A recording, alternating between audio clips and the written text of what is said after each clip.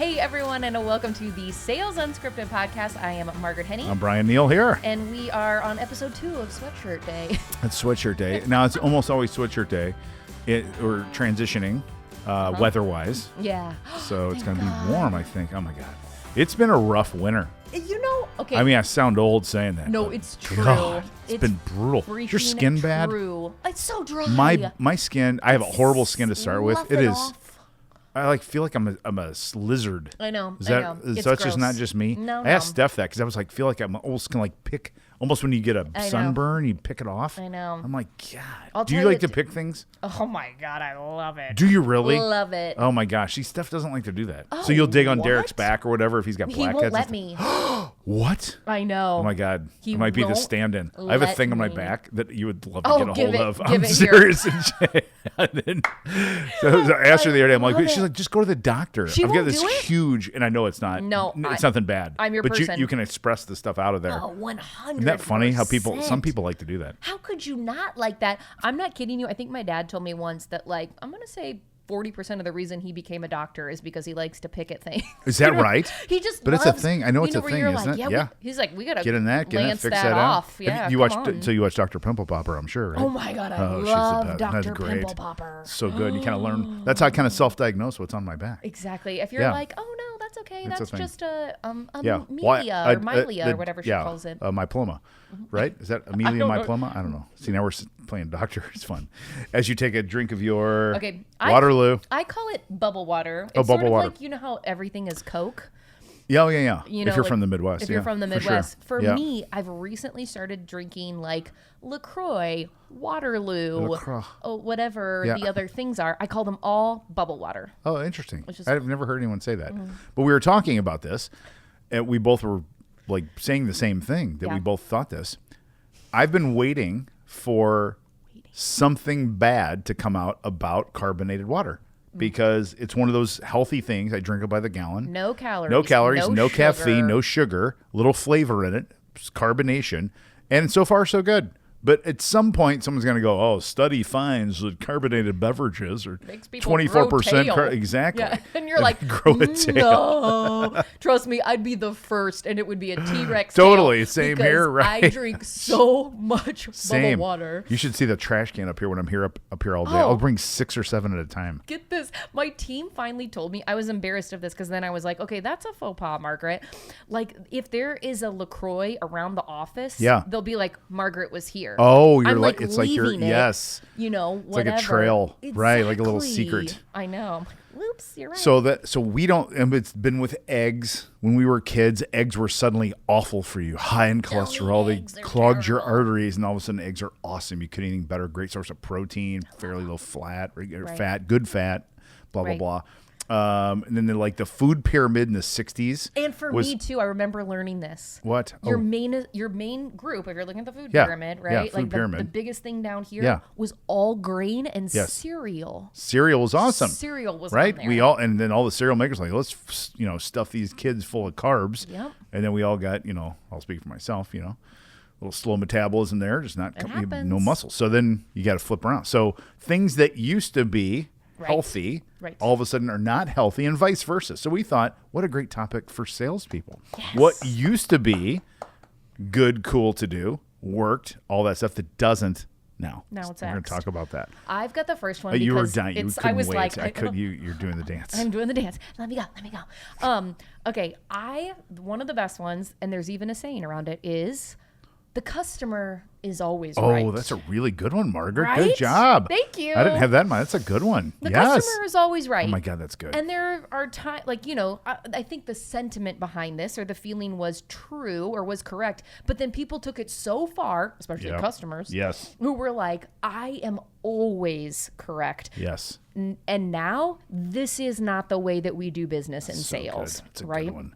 We are there to be advisors, to be an extension from their team, to lead them in the right direction, even when it's stuff they don't want to hear. That's really good. Yeah. And it used to be like, just tell them great things and they'll buy. And they're awesome. Yeah, right.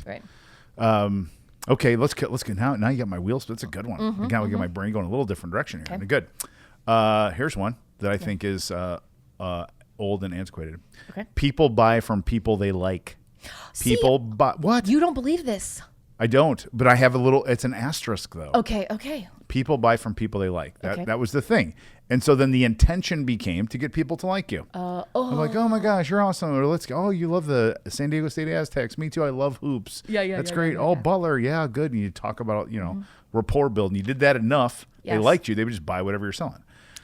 I think the asterisk is people buy from people who help them solve a problem or get an opportunity, whatever. It's a little cliche. Yes. That they like. Yes. Does that make sense? Totally. So in the past, it was the liking that was the center of the stage. Now I think it's what does that thing that you do sell, whatever the software that you all do, how does that make life better for them? And then also, do I like them?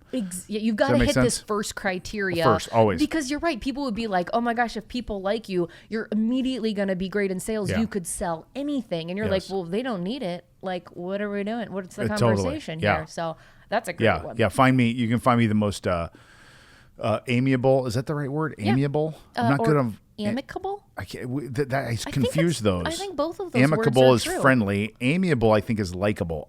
Fact check me on that. We're gonna look it up. And I was a Latin Nick, kid. Will you flash the definition up on here? Oh, that later? would be fun. No, he'll do it. I know he will. We can make these requests. Thanks, Nick, our editor. Nick. So, what was I saying about amiable? You could be the most friendly, likable human selling fax machines in 2025. You're not going to get very far. You just won't. Exactly. Does that make sense? That's so true. Like a great, you're like, God, that guy's awesome, man. What's he do for a living? He sells fax machines. Oh, okay. And also, you know what? I'm going to build upon that too, because like you could have a great product, but it doesn't fit their needs. For sure. You know what I mean? Like 100%. they might just not be a good fit, and that's okay. Mm-hmm. So. I've got one. I like you. Go ahead. I'm ready. I think it used to be encouraged, particularly from some sort of salespeople, that it was just like if you hammer the phone enough to one person, if you're constantly calling, emailing, following up, you're gonna get them. Where it's like just keep at them. You will piss them off, and I mean fast. Truth. Especially because there's so many ways to get a hold of people now that if you're, just constantly in their face and, if it's not the right time, and you're not listening, then you're not doing any good. In fact, you're just shooting yourself in the foot. That's great. No cues. Yeah. No cues. Yeah. How come we only shoot ourselves in the foot and nowhere else? Is it because the gun's pointing down? You never hear if you just keep doing that, all you're going to do is shoot yourself in the knee. That's all you're going to do. Well, no one ever says that. If we're shooting ourselves, the foot's the best case scenario. I should have known. I was, I talked too fast. I shot myself in the thigh.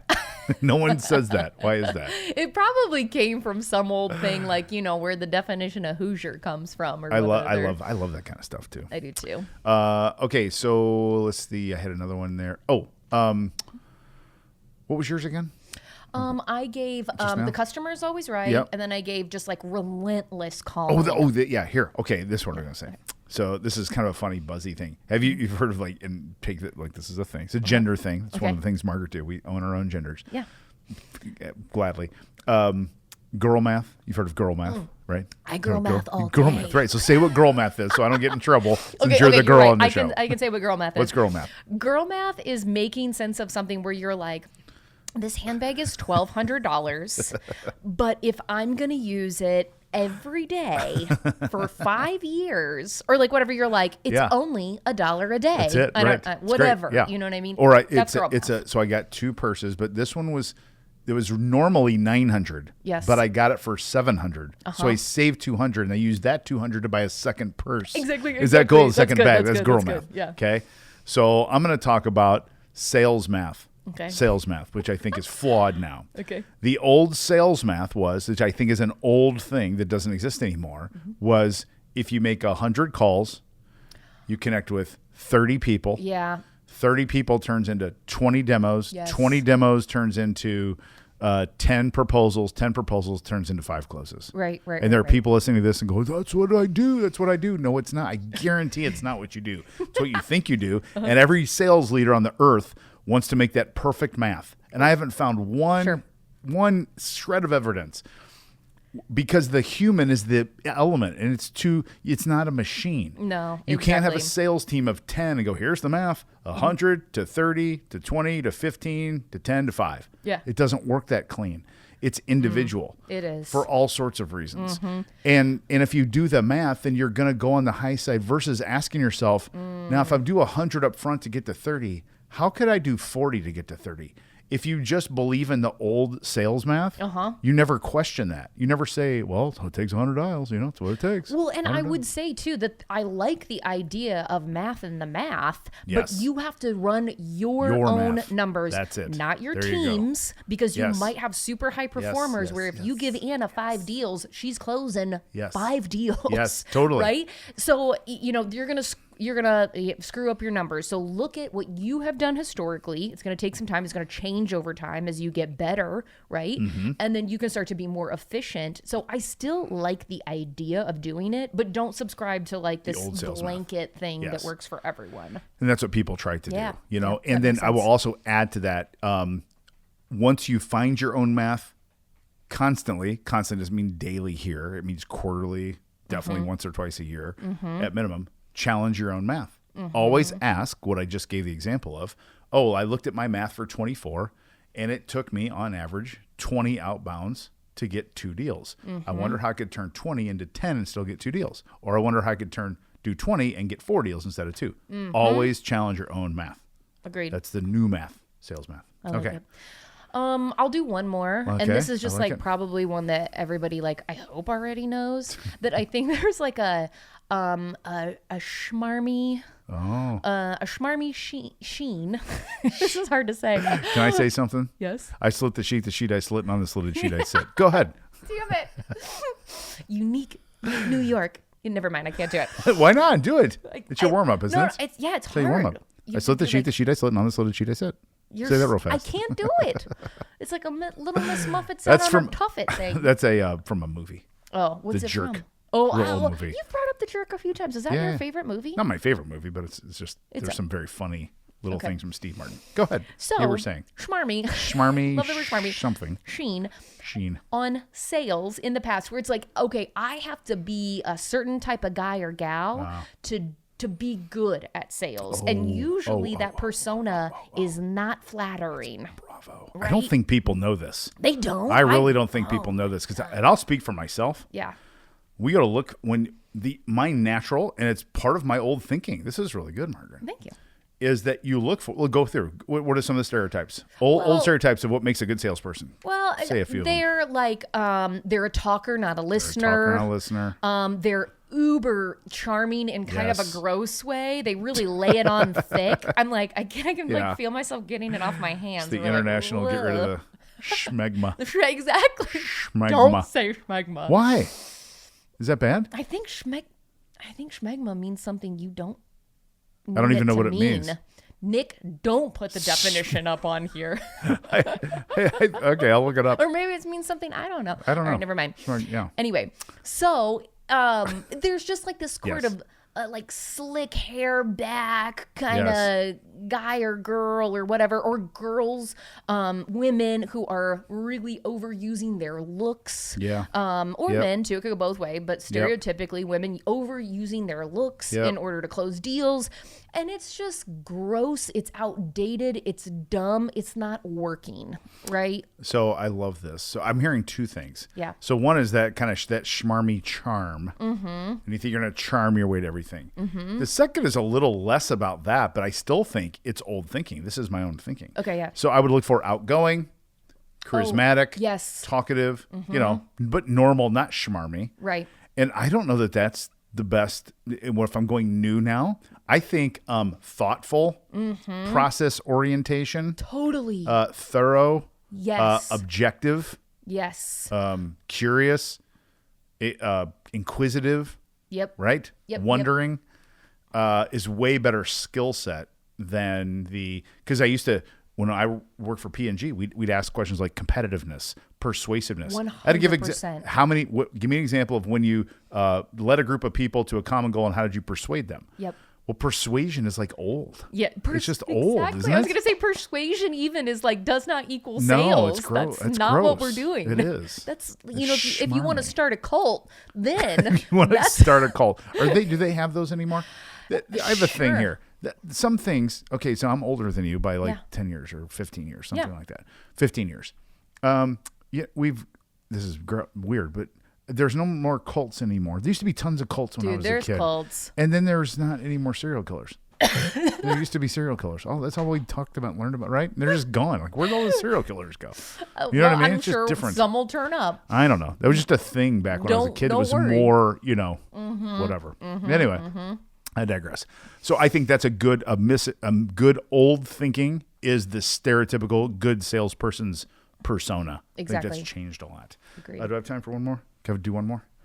You go ahead. I'm out. You sure? Oh, you're out. Okay, yeah. I'll try it. Let me land with one more here. That was my closer. Sorry. Yep. Well, you just said it. Closing. I think closing is an old thought. So you talk to some old Gen X or baby boomer, like they do the ABC, always be closing from Glenn Ross. Exactly. I've never seen that movie. I've never seen it either. I know it's bad. We're bad. But we should have a watch party. Yeah, let's do it. Sales unscripted. I'm not a big movie guy. You're not? No, I don't know what happened to me. I used to watch movies like growing up. I'd go and I just stopped. Well, I didn't watch the Oscars last night. The Oscars were last night. I didn't watch them. Did you watch it? Hulu was out. There was a Hulu outage, so we couldn't. I know what Hulu is, but that's how we watch. So you get your TV? Yeah. Yeah. Anyway, so I think closing is out. Okay. I think process orientation to a mutually agreed to decision. Oh, yeah. That's also available anytime throughout the process, which means you can tap out, I can tap out, we can tap out, or we can keep going to end is the way to do it. And there really is no closing. Yeah. The thing just gets decided on. Yep. But there's this whole, you got to ask for the business mutually. It's mutual all the way through. Both parties have a vote, and they both have both votes. Yep. Yes or no. And they both have to say all the way and through. Be like, you're good, I'm good. Okay, great. We're doing the thing. I was in a call with a high-level executive, as my brother and I say that funny. Like, he's a high-level executive at a very well-known brand here in the city. I'm not going to say what it is. Everybody's heard of it. But was curious about one of the Blind Zebra sales operating system. Yeah. And their team's way too small for BZSOS. Way too small. The company's big enough, but the team's too small. It doesn't make any sense. That math doesn't work. Yeah. So it's literally, and I've known her for a while. So I'm like, you just don't even do it. Don't even need to talk about it. I mean, I appreciate now what's this other thing? I'm like, you know what? This is what it is, but you don't need it. Because there's two people there. You know what I mean? Totally. There's just no reason to do that. We're old school selling. Like, well, let me tell you about it. Let me tell you the advantages of it. Let me tell you can make that. Exactly. It's like, it doesn't make any sense, man. It just saves everybody a ton of time. I agree. So no closing. Closing is out. It's old school. I love it. This is the new school of sales. I like sales unscripted. Love Bravo. it. That's Those fun. are good. That wasn't bad for a March Tuesday. It's Weather Trend Monday. sweatshirt. Is today Monday? Wait, I'm sorry. Is it? It's Monday. It's Monday. I screwed that up. That's my bad, bro. Okay, we gotta go. See you. Bye. Bye.